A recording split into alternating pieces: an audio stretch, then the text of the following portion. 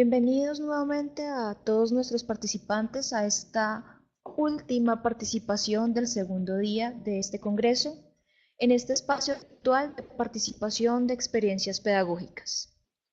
Los invitamos a que continúen con la siguiente presentación llamada Repensar las humanidades desde las TIC por Jaime Oswaldo Linares y Carlos Augusto Corredor Ramírez de Colombia. Recuerden que la presentación tiene una duración de 25 minutos máximo y 10 minutos de pregunta público que se realizarán de manera organizada. Damos la bienvenida a nuestro ponente. Bienvenido, señor Carlos. Muy amables. Buenas noches para todos los compañeros que están atentos a estas horas de este congreso que de alguna manera nos ha permitido compartir nuestras experiencias pedagógicas e investigativas desde las herramientas TIC. Pertenezco a la Universidad de Santo Tomás. Mi proyecto que estoy liderando con tres compañeros más se llama Repensar las TIC desde las humanidades. Mi nombre es Carlos Corredor, lo estoy elaborando con el profesor Osvaldo Linares, Kenia Latorre y John Pérez. ¿De qué se trata repensar las humanidades desde las TIC? Sucede que generalmente cuando nosotros estamos orientando asignaturas en la universidad que están vinculadas al componente filosófico, generalmente los estudiantes tienen como una especie de, no de rechazo, sino de una aceptación limitada frente a los contenidos que allí se brindan porque consideran esas asignaturas como un relleno, ¿sí? De asignaturas como ética, como filosofía institucional, como epistemología, filosofía política, e incluso las que están directamente vinculadas al componente histórico de la universidad. Nosotros tenemos bloques de 4 horas semanales y vemos la actitud de los muchachos frente a la asignatura pues distante, en la medida en que ellos se distraen fácilmente con los smartphones, las tablets, los computadores porque pertenecen a diferentes facultades. Entonces, algunos tratan de mantener y de seguir el hilo conductor de la temática que está planteando, pero otros están enfocados en otro interés. Entonces, nosotros a partir de ese fenómeno generamos este proyecto para analizar cuáles son el tiempo que están invirtiendo los muchachos en el aula, en redes sociales, en aplicaciones que de alguna manera les permiten no prestar atención y obviamente generar bajo rendimiento en la asignatura. Entonces, el objetivo general de este proyecto es analizar el impacto de las TIC en las asignaturas de las humanidades por medio de las plataformas académicas, como Moodle y Edmodo. Moodle la que nosotros manejamos, que es la central, ¿sí? Es la que nosotros utilizamos de apoyo para evaluar, para tener contacto con el estudiante por medio de mensajería y obviamente intercambiar documentos.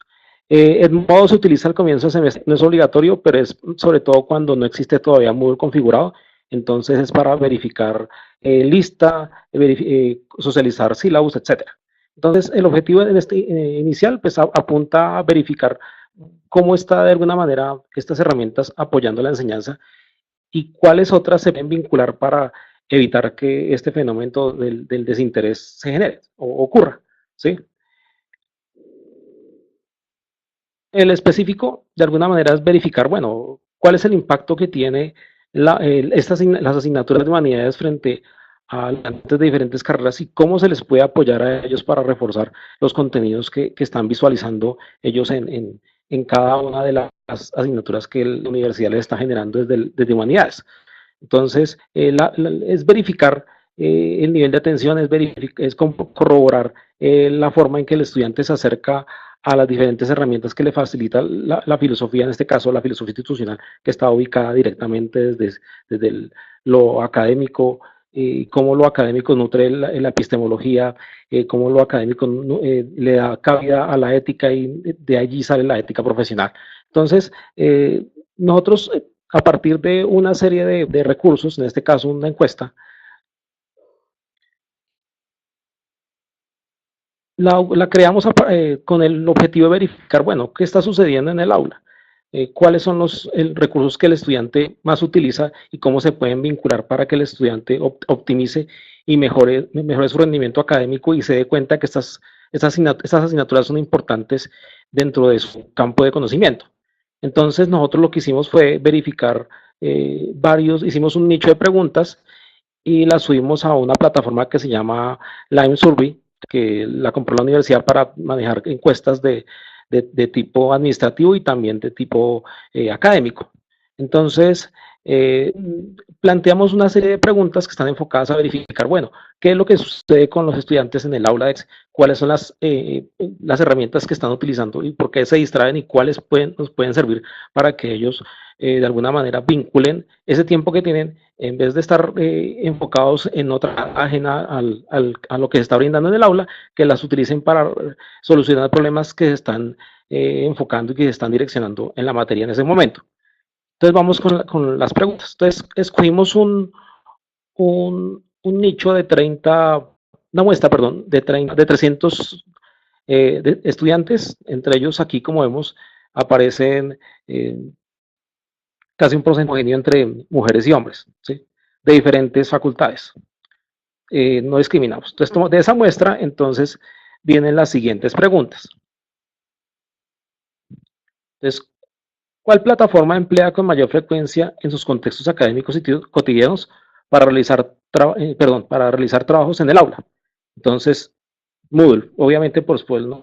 Porque de alguna manera cuando se vincula directamente a la universidad, pues la primera inducción que tiene es Moodle y posteriormente Edmodo, por ejemplo, en el caso de inglés, que en algunos docentes lo utilizan, pero también humanidades lo utilizan para hacer seguimiento y control de algunas actividades, sobre todo cuando son actividades de campo.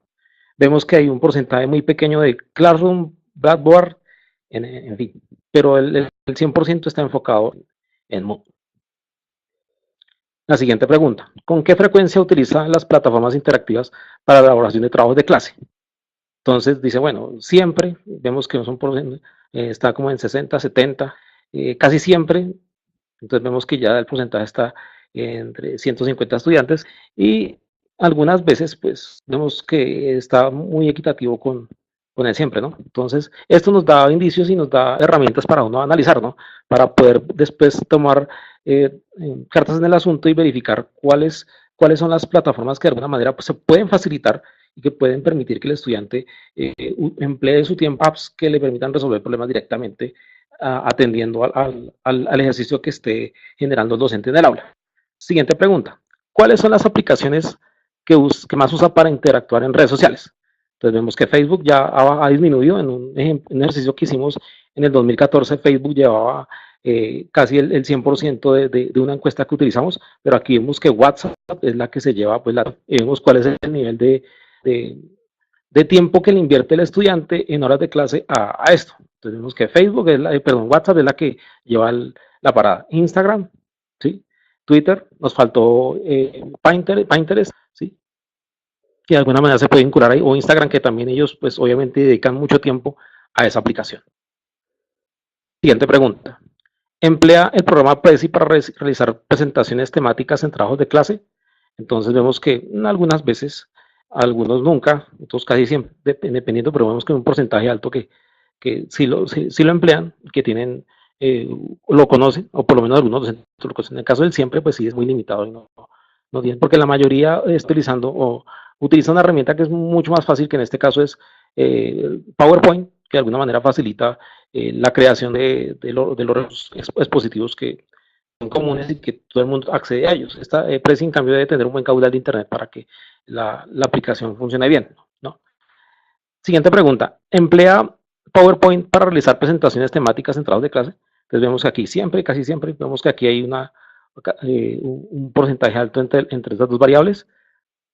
Y vemos también que el estudiante siempre se va a enfocar en este recurso, no va a tener siempre la va a utilizar para resolver problemas mediáticos, en este caso exposiciones y trabajos que tenga que convocar, no va a utilizar otra aplicación porque tal vez los profesores, entre comillas, no potenciamos a que el estudiante utilice otra herramienta expositiva para poder presentar y socializar sus ideas. Bien, emplea Keynote para realizar presentaciones temáticas de los trabajos pactados, que parece que nunca, ¿sí? Esta pertenece directamente a la suite de Apple, entonces muy pocos, esta app es muy versátil pero ellos no la conocen y algunos que tienen el celular ni siquiera la han descargado, ¿sí? Que tienen iPhone, entonces no es el recurso. Emplea emails, el programa emails, que es un programa online para realizar presentaciones de trabajos temáticos en clase. Vemos que aquí igual, nunca. Vemos que la variable siempre va a ser PowerPoint. PowerPoint, entre comillas, va a ser lo más sencillo para resolver en este caso las temáticas pactadas en el aula. Los docentes motivan en las sesiones de clase el uso de aplicaciones para facilitar el acceso al conocimiento. Entonces, vemos que hay 50 estudiantes que dicen que siempre, ¿sí? Que algunos sí están dedicados sacan tiempo de su espacio del aula para decirles lo importante que son las apps para poder desarrollar trabajos en el aula. Casi siempre y algunas veces. Entonces, vemos que hay falta algo de motivación, de conciencia por parte del docente para poder convencer a los estudiantes de lo importante que es trabajar en clase y aprovechar una franja del espacio asignado para poder crear productos que de alguna manera le permitan ser evaluados y demostrar lo que está aprendiendo en el aula. Siguiente pregunta. ¿Considera pertinente la implementación de dichas aplicaciones virtuales para el fomento del aprendizaje en sus espacios académicos?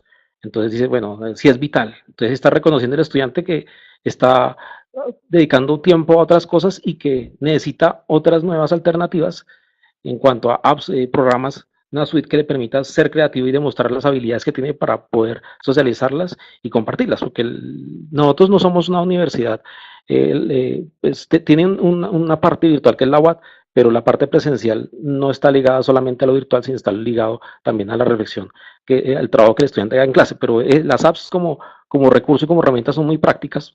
Por ejemplo, Edmodo nos permite tomar fotografías de los mapas conceptuales que ellos hacen, pero sabemos que hay aplicaciones que nos permiten también crear mapas conceptuales y que las pueden subir el link, enviarlo por correo, etcétera, subirlo a Moodle, en fin.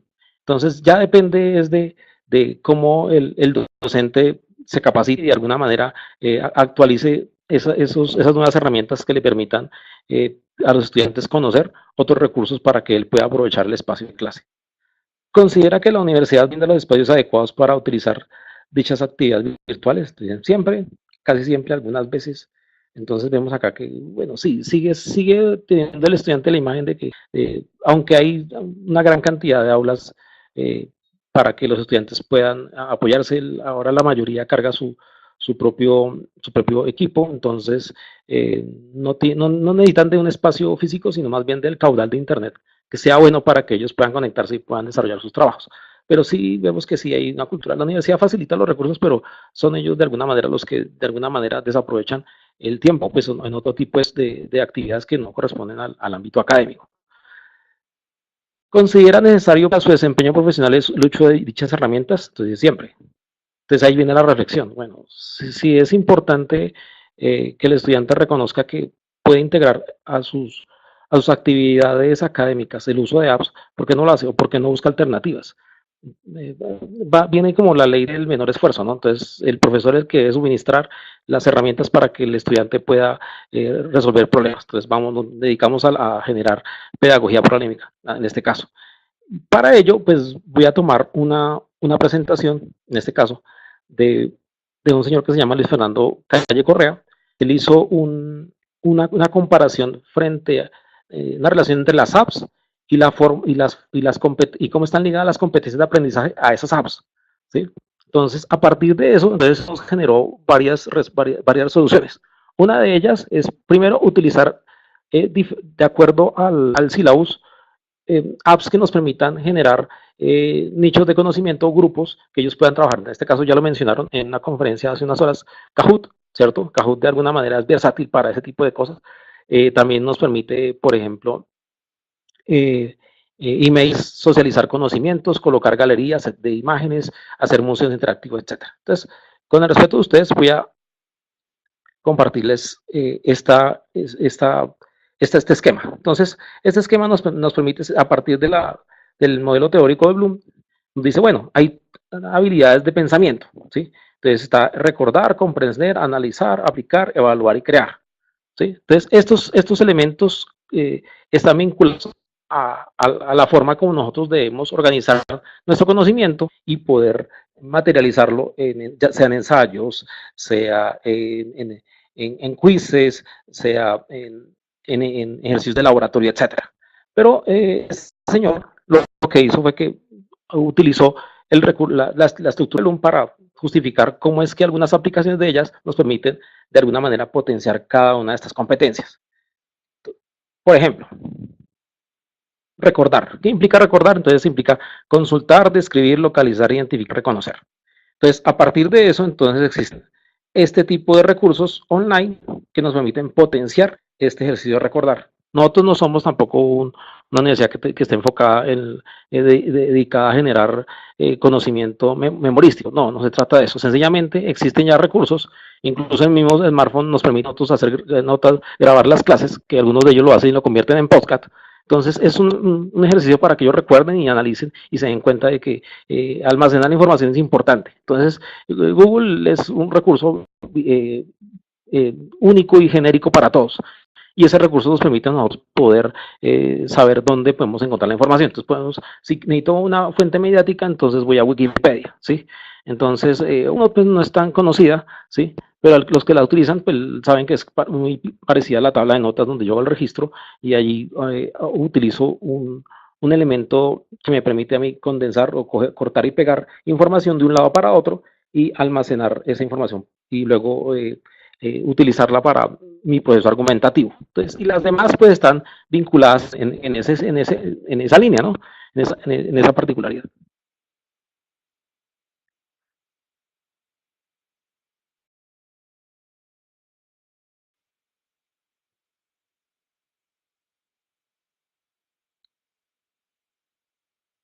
La siguiente, comprender. Entonces, nos implica varias acciones. Sintetizar, inferir, convertir, discutir, explicar y describir. Entonces, aparecen estas opciones. Obviamente hay más y otras fuentes que de alguna manera nos permiten no solamente almacenar, sino generar campos de reflexión. Entonces, el estudiante está enfocado en no solamente resolver un problema en el aula, sino también poder decir cómo se genera una crítica. Entonces, una crítica yo la puedo hacer a partir, por ejemplo, de un meme, la puedo hacer a partir de un GIF, la puedo hacer a partir de un blog, la puedo hacer de un comentario, etcétera. Entonces, ya depende es de cómo el estudiante lo manifiesta y lo puede articular a ese campo. Entonces, es utilizar eso que le genera distracción al estudiante, no como un arma, sino más bien como un recurso que él lo pueda utilizar para demostrar habilidades que de alguna manera no considera que se podían plasmar en esos espacios, ¿sí? Esos espacios no solamente están ahí como para almacenar contenido, sino también están para que ellos hagan crítica, ¿sí? Aplicar, entonces desarrollar, usar, ejecutar, realizar, modificar, construir, resolver y armar. Otro, ay, perdón,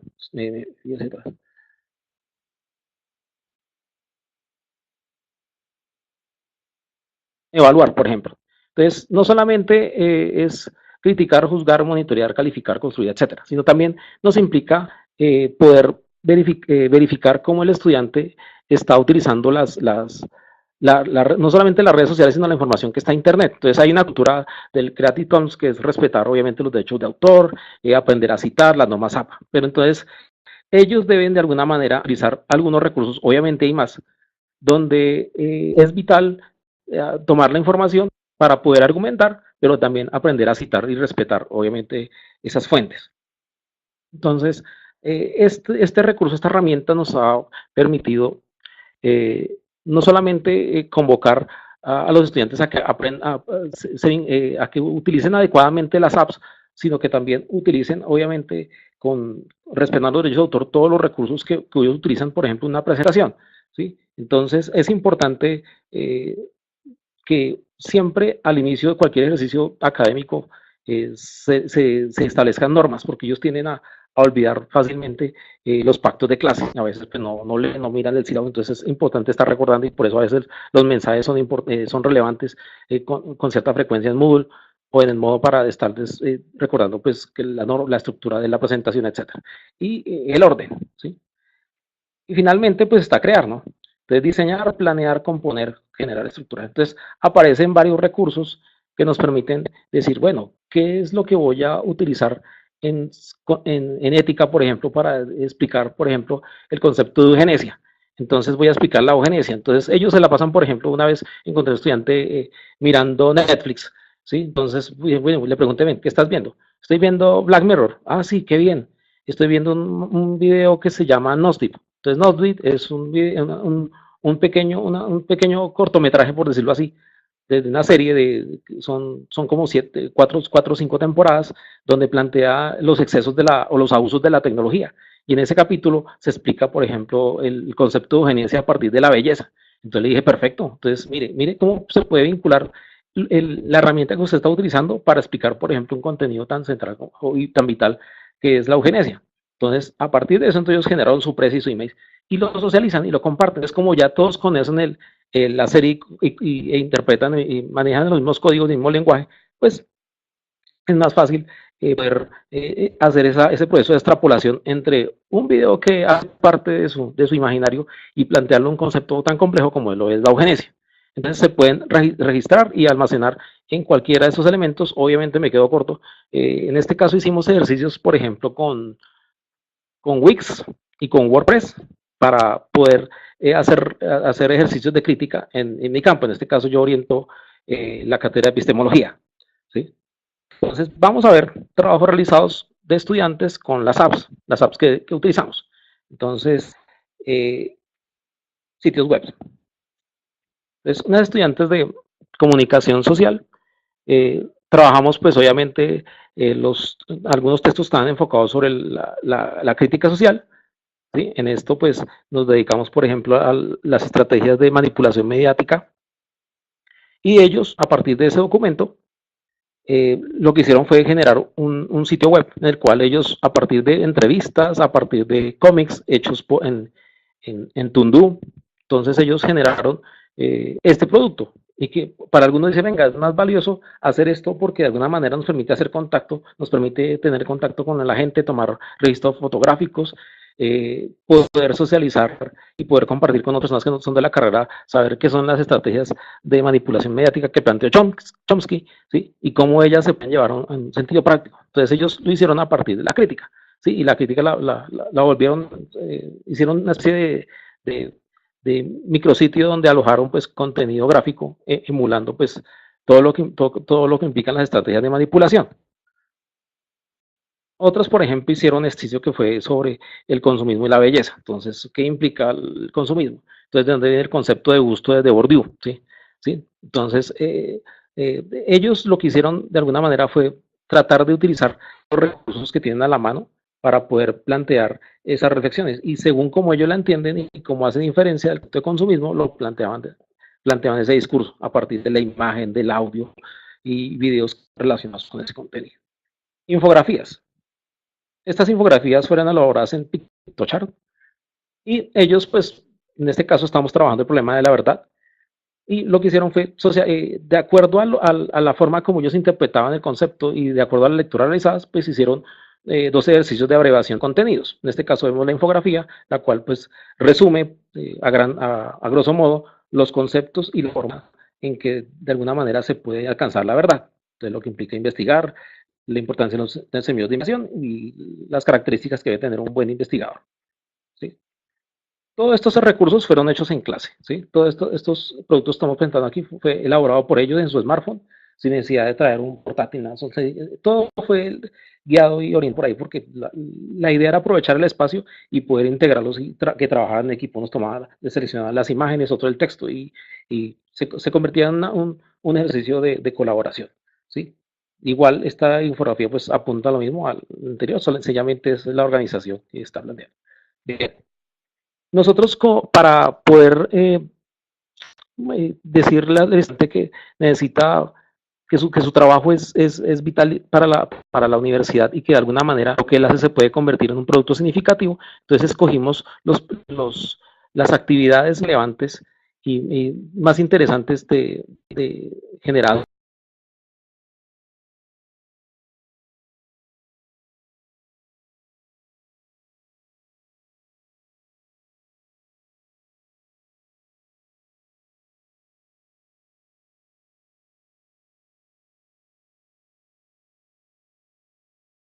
la aula.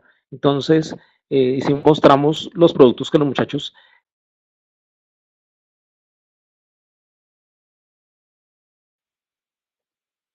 Señor Carlos, presentamos un problema con el audio. Por favor, revise su conexión a Internet.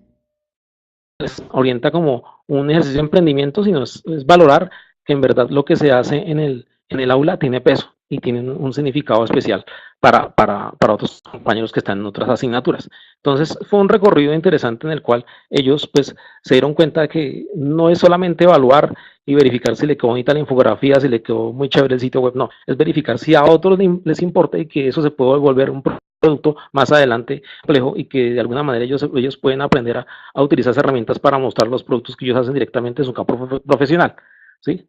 Entonces vemos de esto que la unión de alguna manera les permite a ellos integrarse con otros grupos, demostrar que la asignatura tiene un peso específico y que no es solamente venir a adquirir leer un texto y evaluar, sino que también implica la creatividad, también implica el uso de la guía para poder resolver problemas que atienden a, al campo específico, en este caso al campo académico. Y obviamente esto nos llevó a generar, por ejemplo, un seminario para docentes que está fundamentado en el uso de las TIC y el cine, que es, de alguna manera tuvo auge un año en el 2016 y es posible que el siguiente año se retome de acuerdo a los resultados obtenidos en este ejercicio epistémico. Les agradezco mucho la atención, son ustedes muy amables, quedo pendiente de las preguntas frente a esta temática presentada. Muchas gracias a nuestro ponente. Para hacer las preguntas a nuestro conferencista, el público cuenta con una opción en sus pantallas que se encuentra en la parte inferior derecha de la pantalla. Tiene la forma de un emoticón de carita sonriente. Si hacemos clic en este, se despliega un menú, el cual encontramos una serie de opciones. Dentro de estas, una mano. Al picar en esta opción, sabremos quién está pidiendo la palabra. Una vez se dé la palabra al participante, este deberá tener el micrófono activo para hacer su participación.